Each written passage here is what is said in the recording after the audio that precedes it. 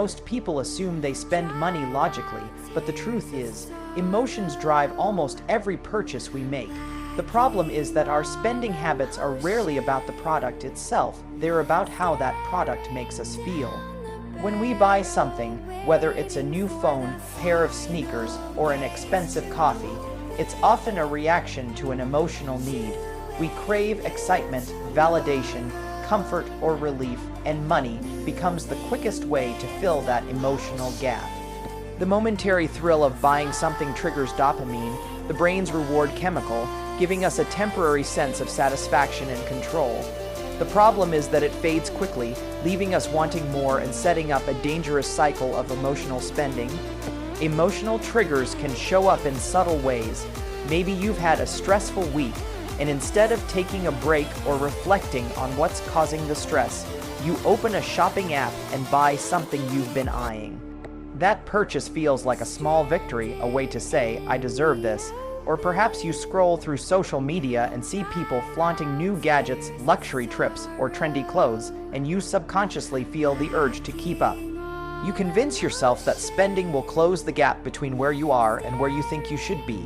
But what's really happening is that your emotions are taking over logic, convincing you that buying something external will fix something internal. This emotional spending problem is magnified by how companies and marketers use psychology against us. They know how powerful emotions are, and they design ads, store layouts, and online experiences to tap into our deepest desires and insecurities. Limited time offers trigger fear of missing out. Flashy discounts create a sense of urgency. Influencer endorsements play on our need for belonging. Even the color of the "Buy Now" button is chosen to nudge us toward action. What feels like a personal choice is often a carefully engineered response to emotional manipulation. We end up justifying our purchases by saying things like "it was on sale" or "I needed a pick-me-up," when in reality, we've been guided to feel that way by design. The solution starts with awareness. You can't change what you don't recognize, and understanding your emotional triggers is the first step to controlling them. The next time you feel the urge to buy something, pause for a moment and ask yourself why.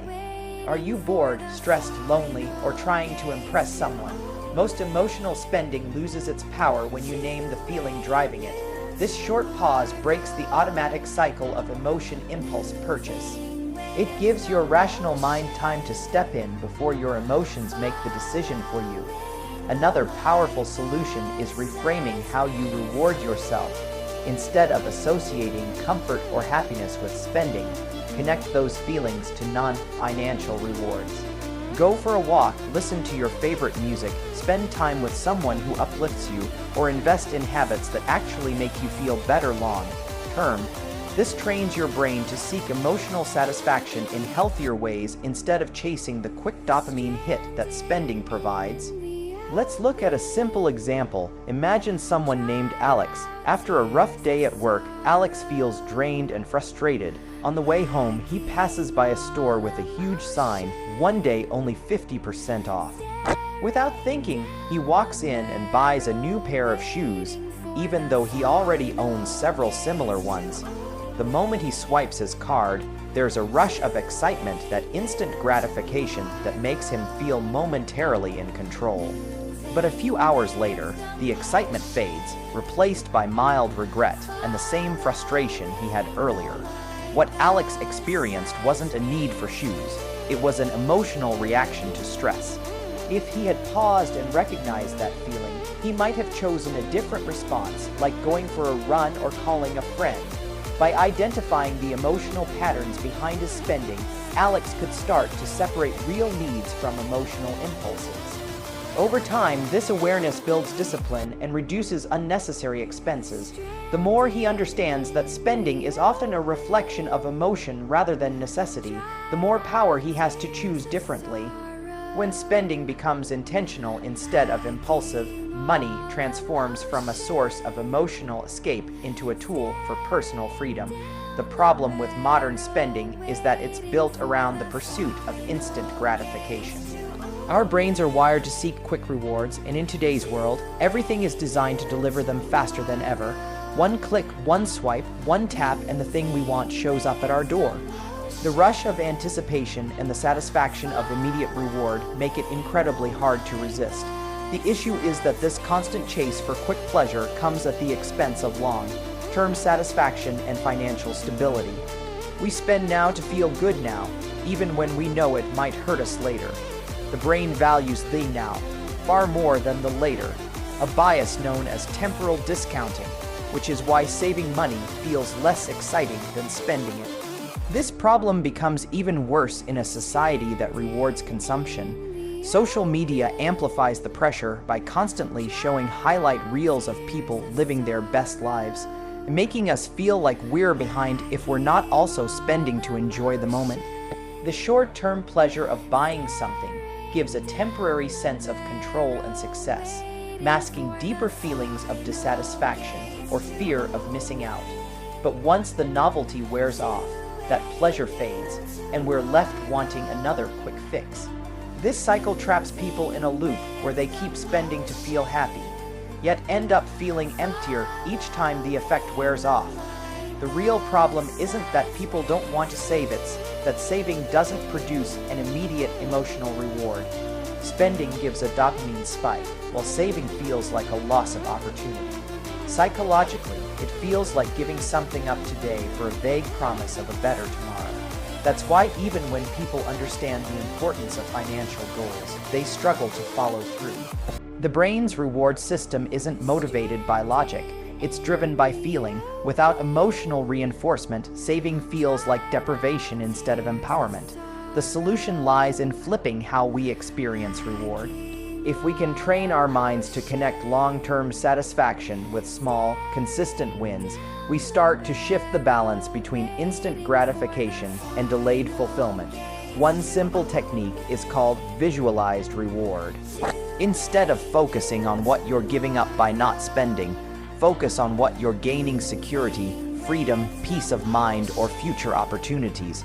Create a clear mental image of the life you're working toward. The more vivid that vision is, the more real the reward feels, even if it's still in the future. This helps the brain attach emotional value to patience. Another effective strategy is building micro-rewards into your financial habits. When you choose not to spend impulsively, acknowledge that moment as a small victory. Track your progress in a visible way. Use a chart, a savings tracker, or even a dedicated account where you transfer the money you didn't spend. Over time, seeing those results grow provides the same sense of satisfaction that spending once did. It's about replacing short-term emotional highs with consistent feelings of progress and control. An example helps bring this to life. Imagine Sarah, who loves online shopping. After a stressful day, she scrolls through her favorite sites and often buys clothes or accessories she doesn't need. The excitement of waiting for the package gives her something to look forward to. But as soon as the item arrives, the excitement fades and the guilt sets in. She tells herself she'll save next month, but the same cycle repeats. One day, she decides to test a new approach. Before every purchase, she waits 24 hours.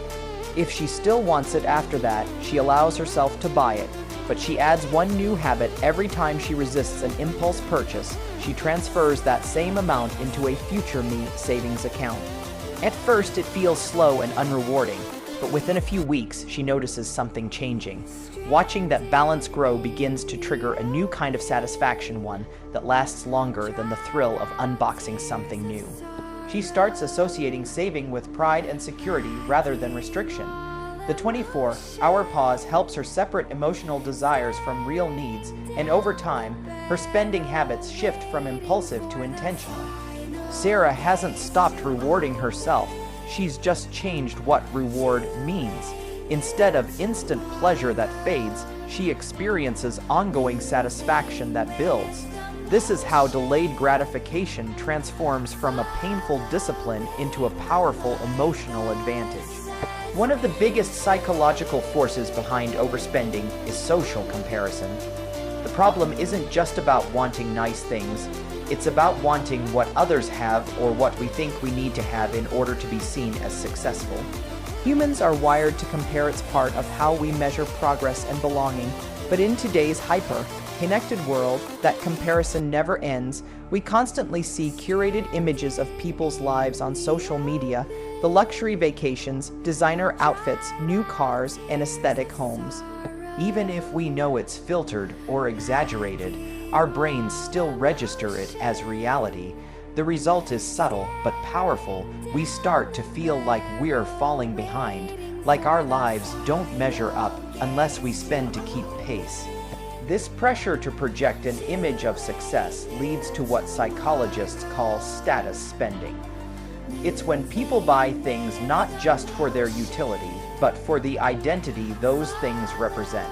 A watch isn't just a watch, it's a symbol of achievement. A new phone isn't just a gadget, it's a statement about being up to date. The problem is that this kind of spending is driven by external validation rather than internal satisfaction. The more we buy to impress others, the more disconnected we become from what truly brings us joy or meaning. It's a treadmill that never stops. As soon as someone else upgrades, we feel the need to catch up again. The danger of social comparison is that it tricks us into confusing value with visibility. We equate looking successful with being successful, even though the two are often opposites. Many people who appear to have it all are struggling behind the scenes with debt or financial stress. But since we rarely see that part, we assume spending equals happiness. The emotional pull of wanting to belong or appear accomplished overrides rational thinking. We tell ourselves it's just a small splurge, but each one adds up, leading to financial pressure that only increases the very insecurity we were trying to fix. The solution begins with awareness of how comparison shapes behavior. Recognizing that everyone's life path and priorities are different helps break the illusion of competition. Instead of asking, how do I measure up to them? Shift the question to, does this purchase actually improve my life? When you base spending decisions on personal values instead of external opinions, you regain control over your financial choices. It also helps to create intentional distance from the triggers that fuel comparison. Limiting exposure to social media or curating your feed to include more authentic, balanced content can reduce the constant bombardment of aspirational imagery. Another practical solution is adopting what's called value-based spending. This means aligning your money with experiences and goals that genuinely matter to you, not what looks impressive to others. For some people, that might mean investing in education, travel, or health instead of luxury goods. When your spending reflects your priorities rather than your insecurities, it brings lasting satisfaction instead of fleeting pride. Over time, this shift rewires the brain's reward system to associate fulfillment with authenticity rather than approval. Consider the example of David, a young professional who recently started his career. His coworkers drive high-end cars, wear designer suits, and post pictures from expensive restaurants. At first, he feels motivated, but soon that motivation turns into quiet anxiety. He starts upgrading his lifestyle to match theirs, signing up for a car lease and buying clothes on credit. For a while, it feels good. His friends compliment his new look, and he feels like he fits in. But by the end of each month, the bills pile up and the stress returns. He realizes that the satisfaction from looking successful is temporary, while the financial strain is constant. One day, David decides to take a different approach. Instead of trying to keep up, he focuses on what truly matters to him: building savings, gaining independence, and investing in his personal growth. He sells his leased car, switches to public transport, and redirects the extra money toward an emergency fund and a course he's passionate about. Within a few months, the relief of financial stability starts to outweigh the old excitement of status spending. He feels proud not because others are impressed, but because he's living on his own terms. His confidence shifts from being externally validated to internally grounded. By breaking the cycle of comparison, David experiences what most people overlook: genuine contentment. His spending becomes a reflection of his values rather than his insecurities, and that shift changes how he views success entirely.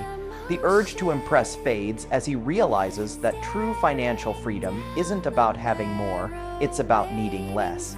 The problem with modern consumer behavior is that marketing no longer just sells products, it sells emotions, identity, and belonging. Every ad, every slogan, every piece of branding is designed to tap directly into human psychology. Companies have mastered the art of manipulating cognitive biases, the mental shortcuts that influence how we make decisions without realizing it. They know that people don't always buy based on logic or need, they buy based on feelings. When someone makes a purchase, they're often responding to a subtle emotional cue planted by strategic marketing. The result is that we end up buying things not because they add real value to our lives, but because they trigger the illusion of happiness, confidence, or social approval. One of the most common biases marketers exploit is the scarcity effect, the fear of missing out. When a brand flashes limited time offer or only 2 left in stock, it activates our survival instinct. Our brains perceive scarcity as a sign of high value, pushing us to act quickly before we have time to think rationally. Another powerful tool is the anchoring effect, where initial prices are set high to make discounts seem irresistible. If an item originally costs $300 but is on sale for $199, it feels like a bargain, even if $199 was the fair price all along.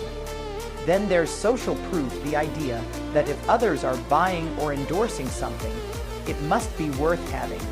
Seeing 5-star reviews, influencer promotions, or bestseller labels all play into our need for validation. The biggest problem is that these tactics work because they appeal to our subconscious mind. We might think we're making a rational choice, but in reality, our brains have already been influenced long before we decide to buy. Over time, this conditioning makes spending feel automatic. It also creates a disconnect between what we want and what we truly need. Instead of using money as a tool for freedom and growth, we start using it to chase feelings temporarily engineered by advertisers.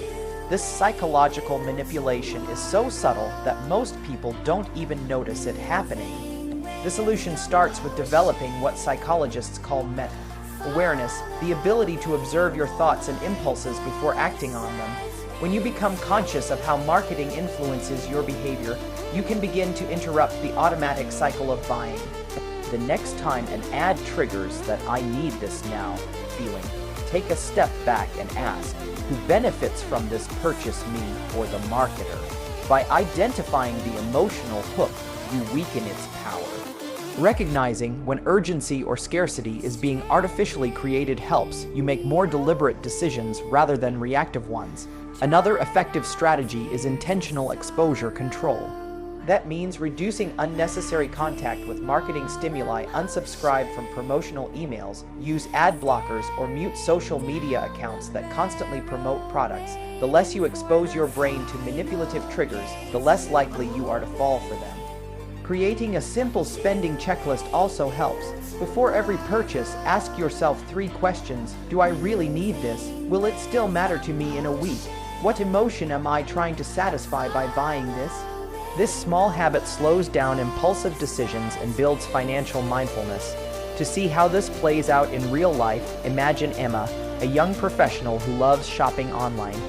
Every time she scrolls through her feed, she's flooded with ads for new clothes, gadgets, and skincare products.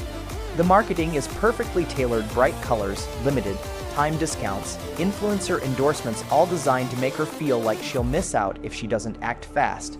She tells herself she's just browsing, but within minutes, she's added multiple items to her cart. Each purchase gives her a quick rush of excitement, but when the packages arrive, the thrill is gone, replaced by mild regret. One evening, Emma decides to pay closer attention to how these ads make her feel.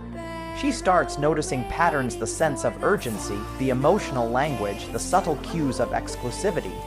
Realizing how easily she's being manipulated, she decides to change her approach.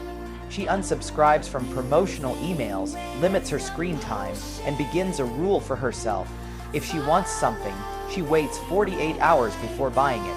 During that time, she evaluates whether she truly needs it or was just influenced by the marketing. Within a few weeks, her spending habits shift dramatically. The pause gives her room to think clearly, and most of the time, she loses interest in what she almost bought. She starts feeling more in control, no longer driven by the emotional highs of clever advertising. Instead of reacting to every marketing trick, she chooses when and how to spend. Her awareness becomes her strongest defense, and her relationship with money becomes more intentional and empowering. One of the most overlooked aspects of personal finance is how deeply spending is connected to self-identity and values. The problem arises when people use money not just to buy things, but to express who they think they are, or who they want others to believe they are. Spending becomes more than a transaction, it becomes a reflection of self-worth. People often buy to project confidence, to signal success, or to feel like they belong. The issue is that when our identity becomes tied to what we own, our finances start to serve our ego rather than our needs. This leads to emotional overspending, lifestyle inflation, and a distorted sense of happiness built around external validation. The modern consumer environment constantly reinforces this identity-based spending. Every brand tries to connect its products to a lifestyle or personality. A car is marketed as a symbol of independence, a watch as a mark of achievement, and even a cup of coffee as a statement of culture or taste. These associations are powerful because they tap into people's desire to define themselves. Instead of asking, "Do I need this?" the question becomes, "What does this say about me?" That shift is where the problem begins. Over time, this pattern can cause people to lose sight of their authentic values. They spend money trying to live up to an image rather than investing in what genuinely fulfills them. This disconnection between values and spending can also create internal conflict. When your financial choices don't align with who you truly are, it leads to guilt, stress, and dissatisfaction.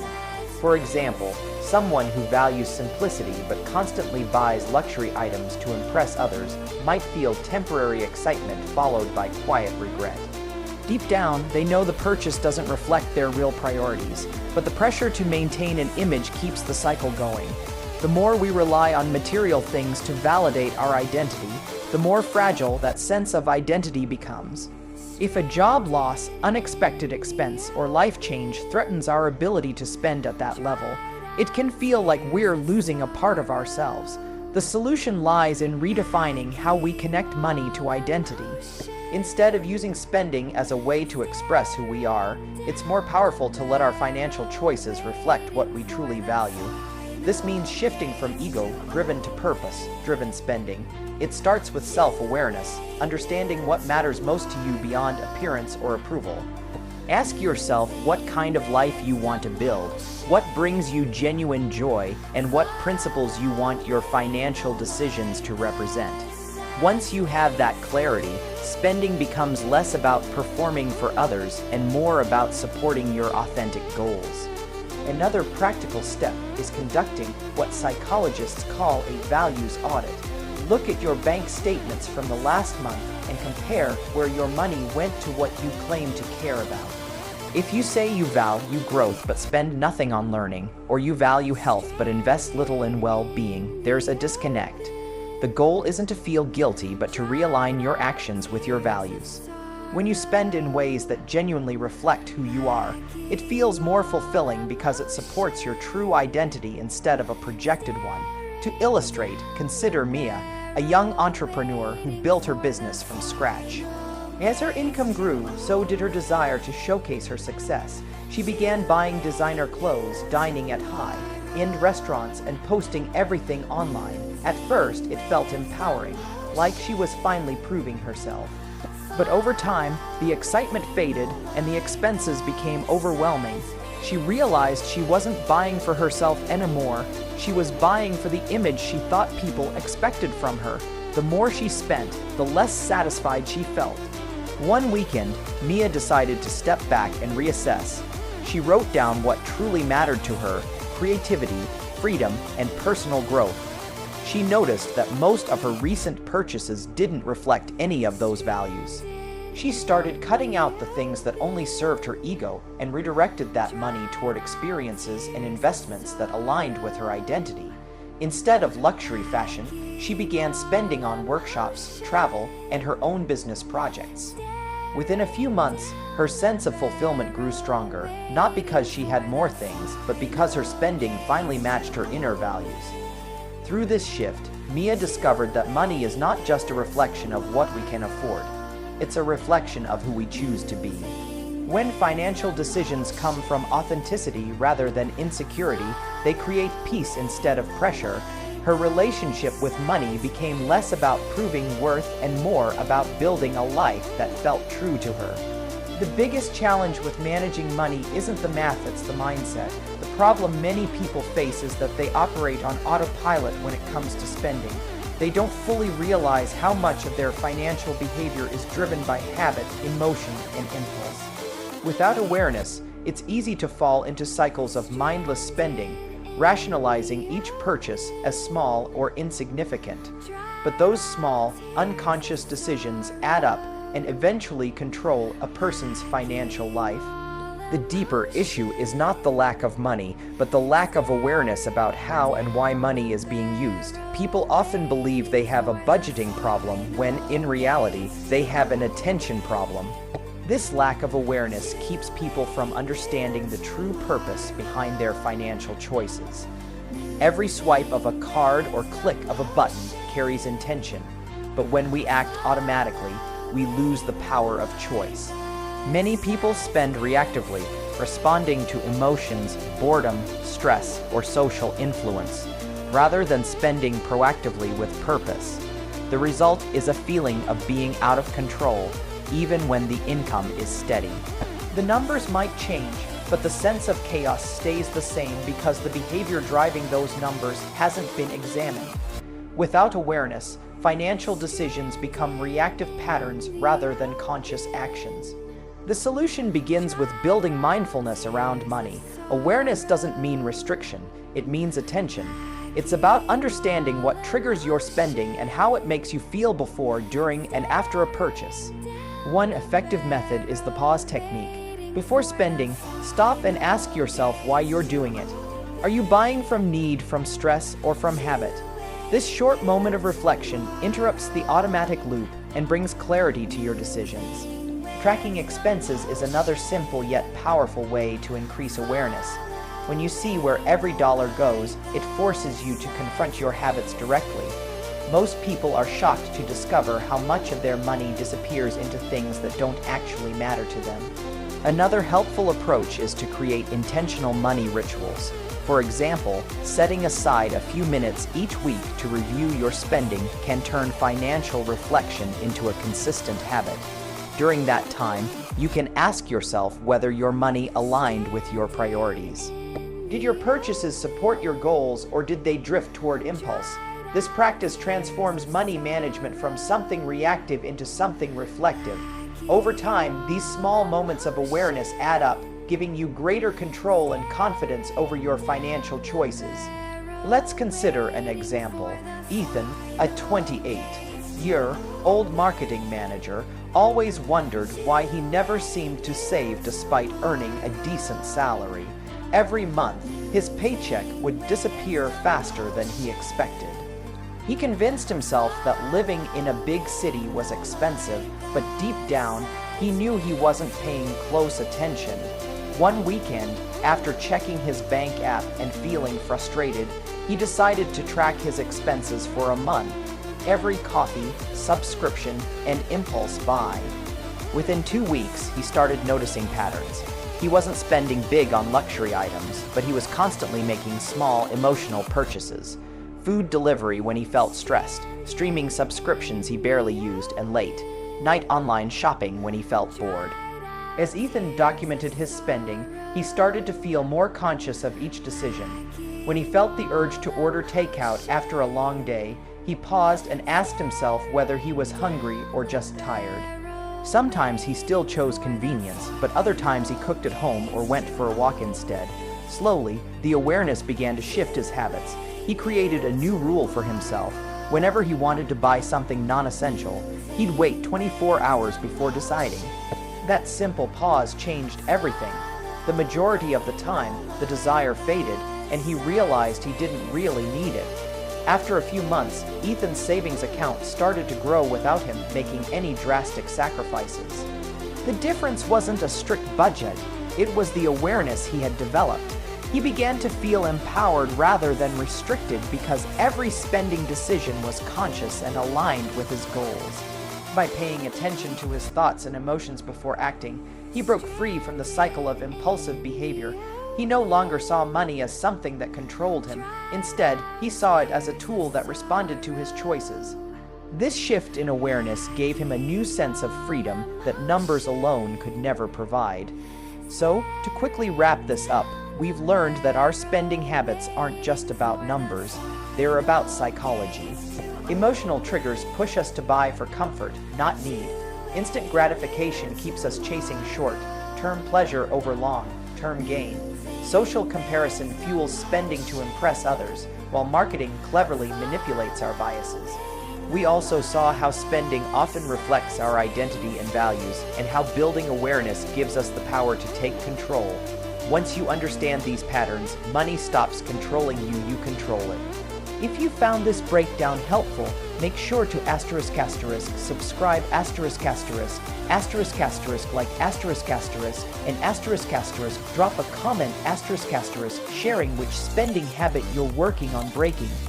Your story might help someone else watching this. And don't miss the next video, ***, the hidden traps of lifestyle inflation, why earning more can still leave you broke. ***, it's one you won't want to skip.